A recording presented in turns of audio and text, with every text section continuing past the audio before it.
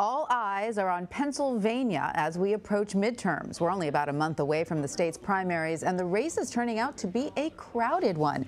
This week, 14 candidates made their case to Democrats in Delaware County outside Philadelphia. They're all vying for a seat left vacant by Republican Congressman Pat Meehan, who dropped out of the race following a sexual harassment scandal earlier this year.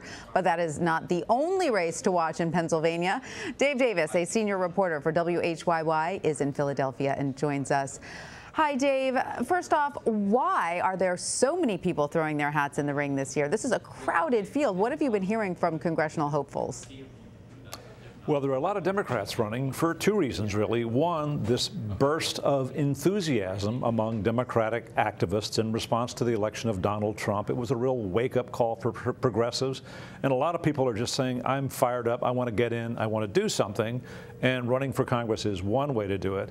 The other thing that's happened, Tanya, is a seismic event here in Pennsylvania, which is that the state Supreme Court declared all of the state's congressional boundaries an unconstitutional gerrymander to benefit Republicans, and the court redrew the maps, and that opened up a whole new set of opportunities for Democrats. Absolutely. A lot of people will be watching that. But among those Democrats, are a lot of these people first-timers? A lot of them are first-timers. Some are state, representatives, and there's a mayor of Chester, Pennsylvania. He's one of the 14 people that you mentioned in Delaware County.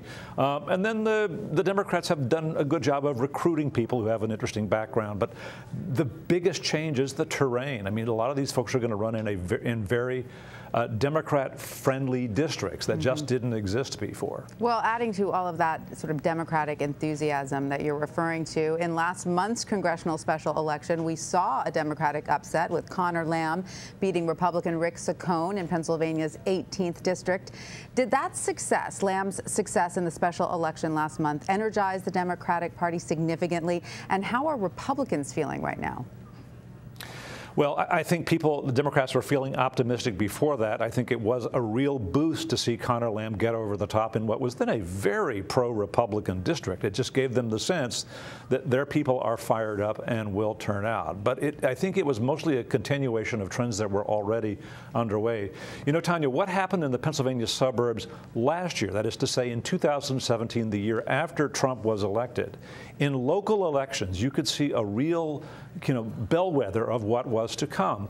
Democrats made huge gains in county elections, in township elections, all across the Philadelphia suburbs. And what that told us was that Democrats were turning out in big numbers and wanted to make a statement. And I think that, again, lends more impetus to these moves to make the surge real with wins in these congressional races. And this could be a real surge, as there are currently 18 House seats in play. Which particular races are you keeping an eye on? Well, if you look at the Pennsylvania, there are three congressional seats in the Philadelphia suburbs. They were traditionally Republican, but they've become more competitive. Since the last reapportionment, they were durably Republican. And now, at least two of those three seats look to be leaning very heavily Democratic. I mean, the Republicans are really only putting up token opposition in two of them. In addition, just beyond the suburban ring, there was the seat that was held by Charlie Dent, a well-known moderate Republican who announced last year he'd had enough of the partisanship and gridlock in Washington, and he wasn't going to run again. That district now leans Democratic. So those are three seats right there that look like they are heading in the Democratic direction.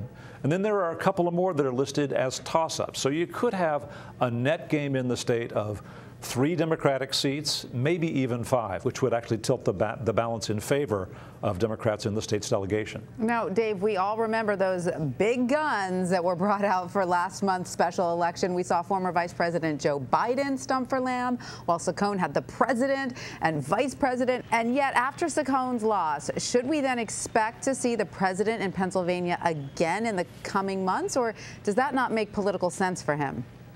Yeah, it's a really interesting question, isn't it, Tanya? I think particularly in these suburban districts where there are a lot of independent and moderate voters, I think most of the Republicans would probably just as soon stand on their own.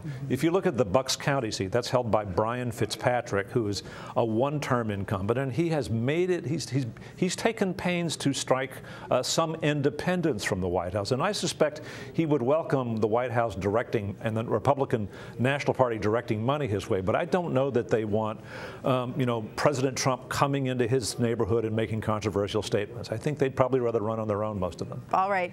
Dave Davies in Philadelphia, thank you for your time. My pleasure.